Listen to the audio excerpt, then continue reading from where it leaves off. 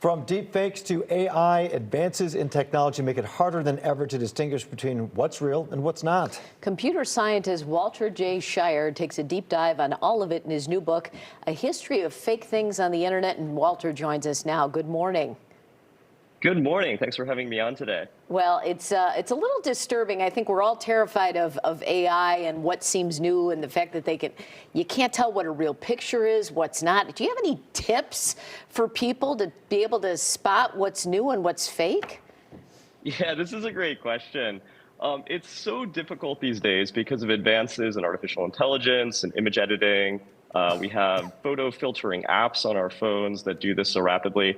I think the key thing is don't go into the internet expecting to find a lot of real things these days, right? Treat the internet as a place for creative storytelling and look for more authoritative sources if you're trying to find the actual news. Right, and so you in this book explore the history of this manipulation. How far back do you go? What were some of the early examples of things being manipulated? Yeah, so the book goes back to the early days of information networks, the development of computer networking in the 60s, the 70s, and the 80s.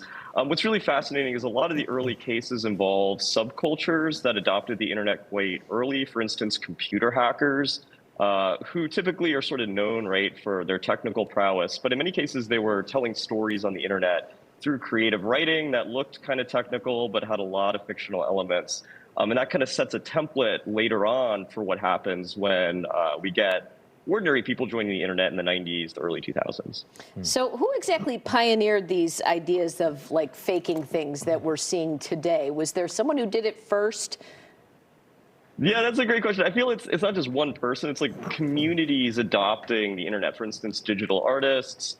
The book talks about the history of technologies like Photoshop, right? What were the motivations for doing this? And a lot of it comes down to just human creativity, right? The internet was really attractive because it had all these interesting technologies that let people sort of project their imaginations onto the infrastructure, right? Send your imagination across the internet, across the globe, let other people sort of understand what you're thinking.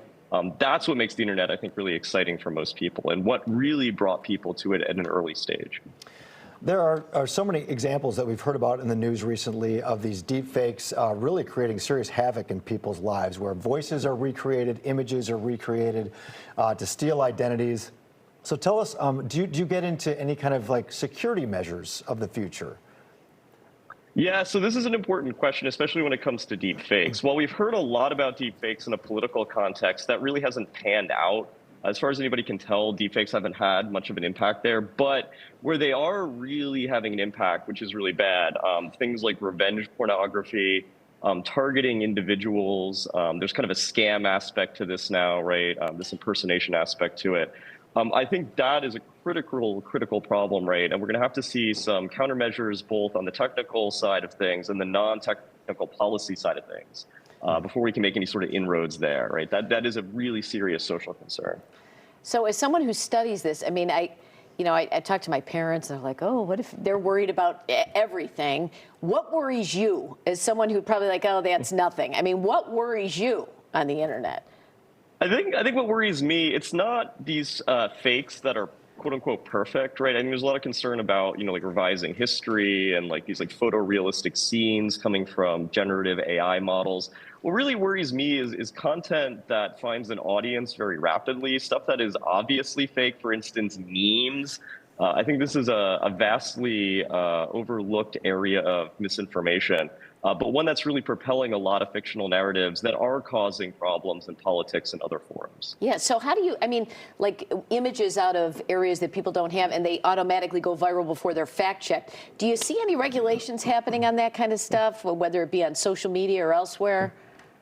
Yeah, it's difficult when you look at the regulatory space because at least in the United States, we have very strong guarantees on speech. And so that becomes a burden, I think, for platforms to figure out what are just acceptable policies on the commercial side of things, right, to prevent problems, right? It's very, very tricky here in the United States. And maybe that's not such a bad thing, because as I mentioned, at the end of the day, most people, I think, are using the internet in a virtuous manner. They're having fun with it and they're telling stories. And it would be pretty bad if we have a regulatory environment that's banning creativity, right, and fiction on the internet. All right. Well, the book is called A History of Fake Things on the Internet. You can check out Walter on social media. Thanks for joining us. Happy New Year. Thank you so much.